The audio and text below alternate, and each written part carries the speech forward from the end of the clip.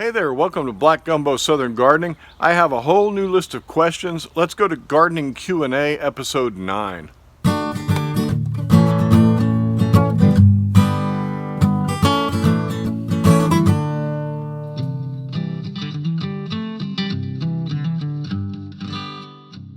Alright, I have my list of questions. These are questions that you guys have left me in the comment section, and I want to make sure I address some of them more thoroughly than I do in the comment section, just so I can make sure if I know the answer to your question, I can give it to you. So our first question comes from Cackleberry Garden. It's a year later, how's it going? I poisoned my garden with hay also. So this is a question about herbicide and aminopyrrolid poisoning in your gardens, and this is a very important question. It rained and watered deeply before I noticed, and the gnarly leaves on my precious tomatoes. Took me a whole day of researching to find out what's happening. I'm absolutely devastated. Friends, we must come to grips with the reality of our current situation. In the United States and in the UK, we can no longer really trust amendments that we bring in from outside to put into our garden, like cow manure. I mean, all the gardening books you read for decades always say cow manure, composted manure, are good amendments for your garden, and they are. And hay and straw that you bring in as mulch. I killed my garden last year, at least that one right over there. I killed my garden with coastal Bermuda hay because it had been sprayed and treated with aminopyrrolid herbicides. And these days, almost every hay bale you're going to buy, almost every hay bale that's rolled up in this country has been sprayed with aminopyrrolids. It's sad. This herbicide is sprayed on fields, hay fields, grass fields, and it kills off the broadleaves, and that's great, right? That's a noble thing. The problem with it is it's a persistent herbicide. The molecule doesn't break down when it passes through the cow or the horse's digestive system, and so they poop it out, and we take that manure up and we compost it. It still persists, and then when we put it in our garden, it kills off our broadleaves, like tomatoes, like beans, like potatoes, and we wonder, why is my garden dying? Why are my leaves on my plants looking like fractals and deforming? Why is my garden dying? Friends, it's getting more and more persistent. I've received 3 messages this week from farmers and gardeners who are all saying, look at these pictures, what's going on with my plants, and it's aminopyrrolid damage. They brought in manure, they brought in hay, they brought in straw for mulch, and it's killed their plants. All right, so how did it go? What happens if you put that in your garden and you wreck your garden? What I did last year was I grew corn. Corn is a monocot. It's not a broadleaf. It's not a dicot. Corn is basically a grass, and corn will grow and is not affected by the herbicide, but it'll take up and suck up all that herbicide, at least some of it, and it'll suck it up, store it in the bulk of the plant, in the biomass of the plant, and you can chop that down and throw it out and burn it. Don't compost it, just get rid of it. And so for me, that's what helped me, was I planted corn last year in my affected beds, and it took up all that mass, and now I have a good bed again. So I don't want you to have to go through that. Be wise up front. This is a real threat today. Gardeners often mock and ridicule, but it's a real threat today. And you'll find more and more people coming to the extension office or asking us gardeners online, what's going on with my plants, and you'll see, wow, that's aminopyrrolid damage.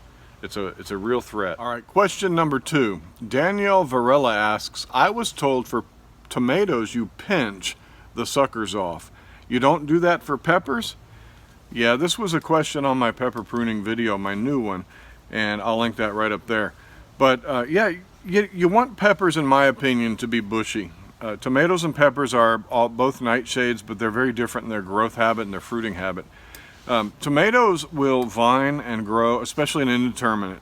You only prune and pinch suckers off indeterminate tomatoes, because those will just put out, every sucker is a new main vine.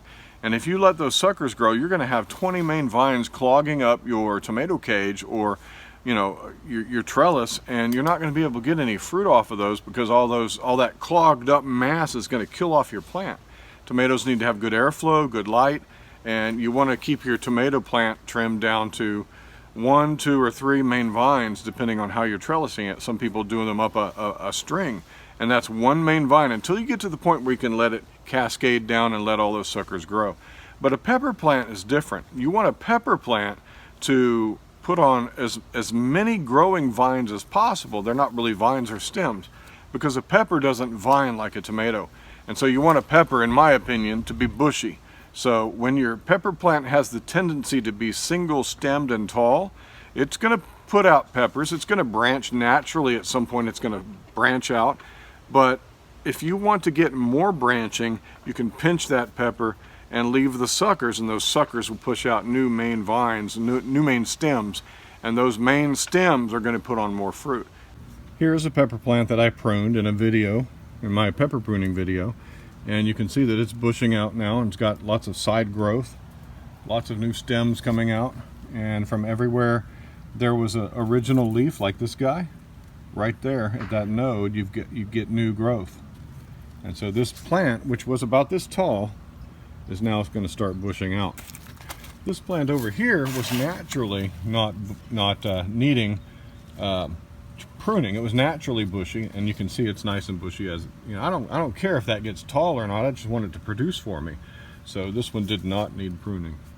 This plant right here did not need pruning.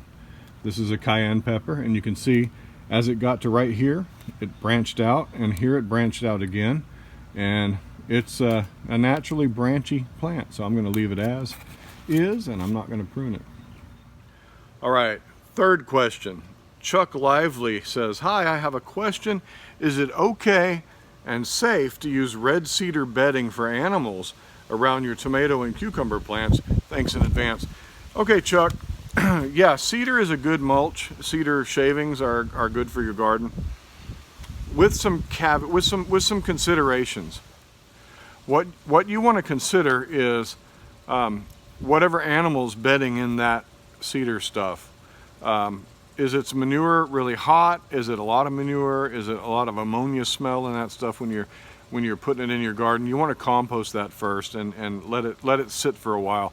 Then yeah, after about 3 to 5 weeks, if there's no more ammonia smell from the manures and the urine from that animal, whatever animal it might be, yeah, put that in your garden. It's great stuff.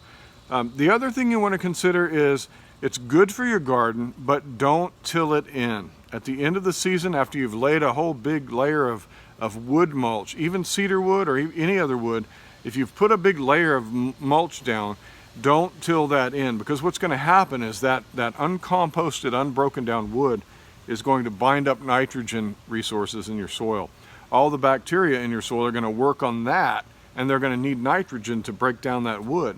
So if at the end of your season you want to till your garden, if you do tilling, scrape all that mulch off and store it in a tarp or something and put it aside. Before you do your tilling, don't till wood or wood shavings or hardwood mulch into your garden. Take it off first, because if you till it in, like I said, it's going to bind up nutrients and it's going to make your soil, it's going to wreck your soil until that wood is broken down. So yeah, it's good stuff. Cedar's a good mulch, and cedar is really healthy for your soil. The manure in the cedar is going to help give nutrition to your soil, but yeah, don't till it in. All right, question number 4. Bonnie Qualls asks, "Love your garden, great info." Thank you, Bonnie. "Do you have a video for preparing your soil for next year?" I have a video that talks about transitioning from seasons, but it doesn't go into a whole lot of detail about how to prepare your soil for next year. It's really going to depend on what zone you live in and whether or not you garden year-round, or if you have to take some time off. In some regions, people take the winter off because they can't grow anything in winter, zone 5, zone 4, zone 3. Some people choose to let their garden lie fallow for that season. In my area, zone 9, zone 9A, zone 9B, I'm kind of on the border there, I can choose to let my summer garden lie fallow because it's too hot to get out there and work. And so if I actually grow through the summer, but if I chose to take the summer off, then that would be an extended time that I would prepare my garden bed for the fall garden in a different way than if I was gardening, year-round. So here's what you can do. If you have some time, and if you have a season you're taking off, like the winter or the summer, what I would suggest is pull your plants out, rake everything smooth, and lay down a 1-inch to 2-inch layer of compost. And that's why you should be composting everything, so that you'll have compost material available. If you don't, just put as much as you can, even if it's a 1/2-inch layer. Lay it down and then cover that with cardboard, and then cover the cardboard with some mulch. Bring in some mulch. If you don't have mulch and you don't have compost, cover the whole bed with a tarp with some weed cloth, something black, and what will happen is that will help keep the weeds suppressed. But you want to amend your soil at that point. That's why I suggest compost. Put a layer of compost on your garden bed and then cover it with cardboard and mulch, and just wait. Wait that month, that 2 months, that 3 months, however long your fallow season is. And what's going to happen is the worms in the soil are going to come up and they're going to break down that cardboard and they're going to break down that compost and they're going to draw it into the soil, and they will amend your soil for you. And really, that's all you need for the whole entire year, the whole following year. I amend my beds with compost once a year. Sometimes I'll side dress if I have some compost, but for the most part, I make enough compost to amend my beds once a year. And every now and then I'll bring in some outside compost, but like I said in question 1, I will do a bioassay to make sure it's not tainted with herbicide. But I'll bring that in and put it down and let it sit for a few weeks before I plant. Nikki Z says, I'm new to gardening of any kind. Welcome to gardening, Nikki. I'm eager to learn different tips and tricks. My question is there a time when it is not good to prune? And she's talking about pruning peppers because that was the video she posted on. She is afraid to cut the wrong thing off. So here's what I suggest, okay? If you're a little bit fearful of this, get you an extra pepper plant. If you start from seeds, that's real easy. You can get dozens and dozens of them. And take half of your pepper plants that are long and leggy and stemmy and cut them off and leave the others to be and see how they perform together. Do an experiment. And the ones that you lop off, the ones that you prune, you might see that they bush out more and give you better pepper production. And that will give you the confidence to no longer fear cutting off your pepper plants. All right, next question. Donna McKinson asks, I planted up into pots that are too small. She's talking about tomatoes. This was 2 weeks ago and they've grown so much. Is it okay to repot them into larger pots now, or should I wait? I only know that they are cherry tomato plants. Yeah, you know, if your tomato plants are in pots that are too small, they're going to die, so you don't lose anything by trying to pot them up. But the good news is that tomatoes are super tough. They are the brutes of the plant world, and you can basically cut a tomato stem off, stick it in the ground, it'll bear roots and it'll grow. So yes, you should in fact get on it right now. Go plant those things in bigger pots and they will produce for you. Tomato plants are some of the most resilient plants in the world. All those hairs that you see along the stem of the tomato plant, those all have the potential to become roots if they're in contact with the soil and moisture. So yeah, pot them up now. Always pot your tomatoes in bigger, in big enough pots to support them. Final question. Abuzar Ali says, do you start seeds with indoor grow lights, or do you just let the natural sunlight outside take care of that? Yeah, Abuzar, I do both actually, and it depends on the season. In the winter time, when it's too cold outside to start seeds, I start them inside under lights or in my garage under grow lights. And that's very helpful to me to get a jump on the season. This year I started really early and I had plants that were really mature, ready to go in the garden as soon as my last frost date came around. And I got a jump start on the season, and that helped me get a huge crop of zucchinis this year before the vine borers showed up. Now I'm about to have to go over there and take all that stuff out because the heat's getting to it.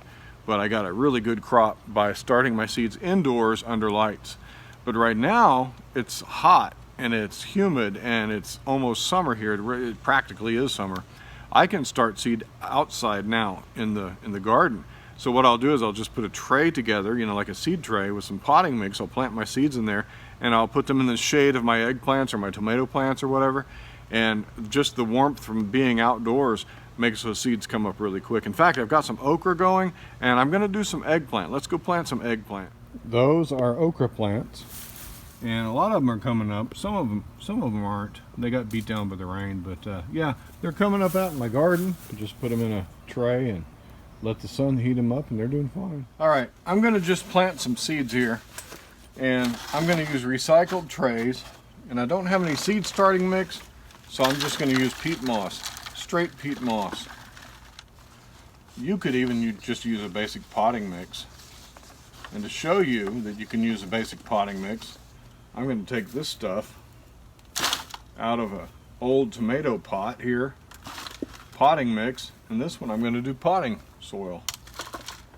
you can use anything that's loose, light, and well draining to start seeds in. There we go, we got some cloud cover now. So I'm going to put 2 to 3 to 4 seeds in a hole. We'll come back and we'll thin them out when we can. Now with unpre-moistened peat moss, you're going to have to water a couple of times, because what's going to happen is that peat moss is not going to take up that water readily. You're going to have to leave it there and let it soak in. But with potting soil, you can see it's already soaked it up. Alright, we have eggplant sown. Hey, thanks for joining me on Black Gumbo Southern Gardening. That's Q&A number 9 in the bag. Thank you for your questions. If you have gardening questions, please leave them down below. I'll try to get to them. I can't always get to your questions, but if it's a really good question I think I know the answer to, maybe I'll put it in a Q&A.